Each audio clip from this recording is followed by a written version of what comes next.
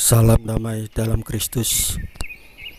Saudara-saudari yang terkasih di dalam Tuhan Yesus Kristus, Injil hari ini diambil dari kitab Markus pasal 7 ayat 1 sampai 8, ayat 14 sampai 15, ayat 21 sampai 23. Berikutnya adalah perintah Allah dan adat istiadat Yahudi. Sebelum kita membaca firman Tuhan Yesus ini, marilah kita berdoa. Dalam nama Bapa dan Putra dan Roh Kudus. Amin. Ya Tuhan Yesus Kristus, Juru Selamat kami yang wafat di kayu salib, Engkau adalah Tuhan kami, tidak ada yang lain.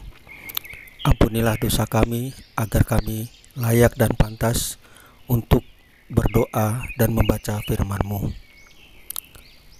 Ampunilah perbuatan-perbuatan kami yang telah melanggar firman-Mu, sehingga menjadi dosa-dosa kami.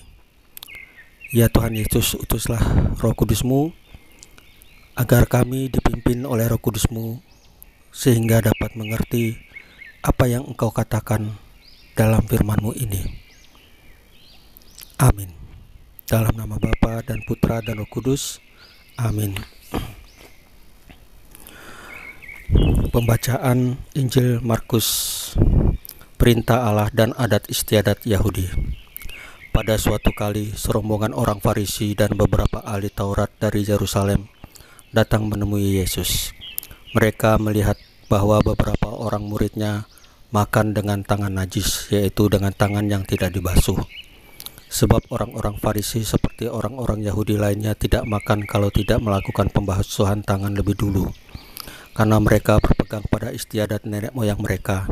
Dan kalau pulang dari pasar, mereka juga tidak makan kalau tidak lebih dahulu membersihkan dirinya. Banyak warisan lain lagi yang mereka pegang, umpamanya hal mencuci cawan, kendi, dan perkakas-perkakas tembaga.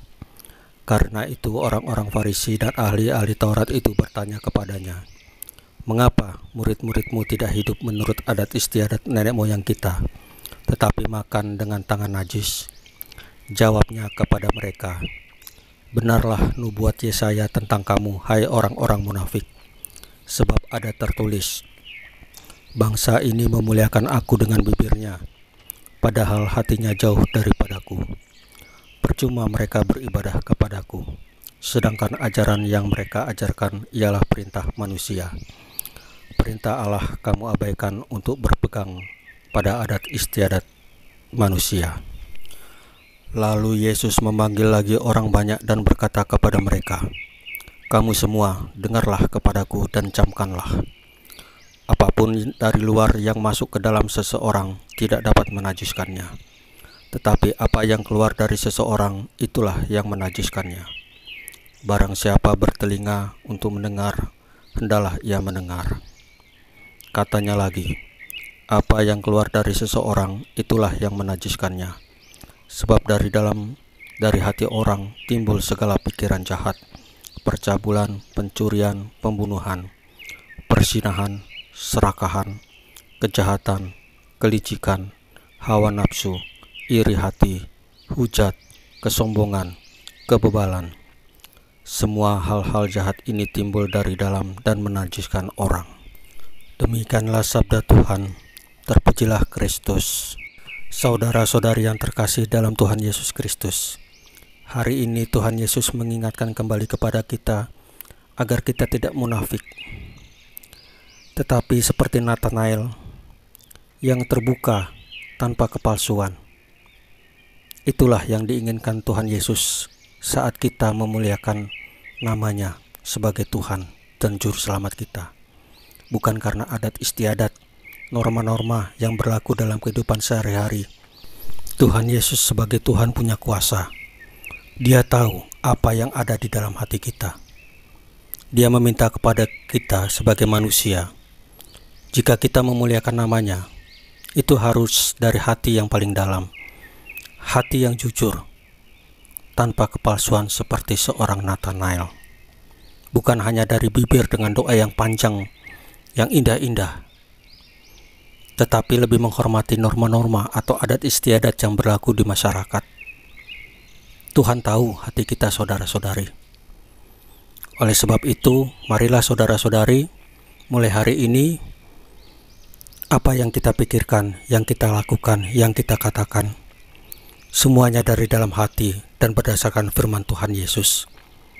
Karena kenajisan itu bukan dari sesuatu yang masuk kepada seseorang, tetapi yang dikeluarkan. Karena yang dikeluarkan itu semua dari hati. Saudara-saudari yang terkasih, demikianlah renungan hari ini. Marilah kita tutup dengan berdoa. Dalam nama Bapa dan Putra dan Roh Kudus, amin. Ya Tuhan Yesus Kristus, Engkau mengetahui isi hati kami, karena Engkau adalah Tuhan. Engkau mempunyai kuasa. Engkau mengetahui apa isi hati kami. Bimbinglah kami dengan Roh Kudus-Mu ya Tuhan Yesus, agar hati kami memuliakan nama-Mu dengan jujur, dengan tulus, bukan dengan munafik.